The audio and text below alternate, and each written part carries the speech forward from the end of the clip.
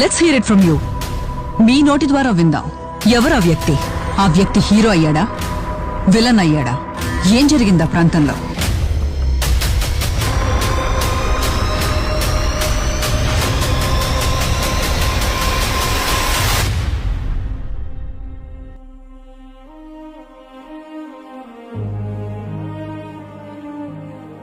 పేదోళ్ల చెమటని పీల్చి పిప్పి చేసే కడుపాపాత్ములు, దేహాన్ని చీల్చి రక్తాన్ని తాగే క్రూర సైతానులు, వంగిన నడుము వంచిన తల నచ్చదు విధిరాతకి, బతుకునిచ్చిన భగీరథుడి మీద కూడా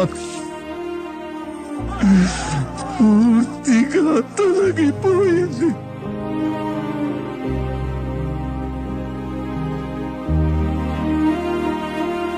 అయితే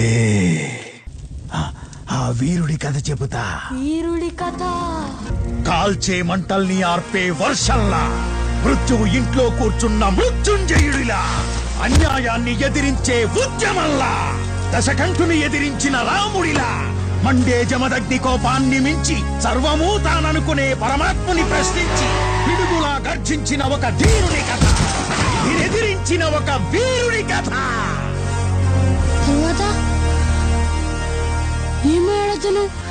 చావుని చూశాడు కాలి కింద ధూళిలాగా, చావుని ధిక్కరించే సుల్తానులాగా,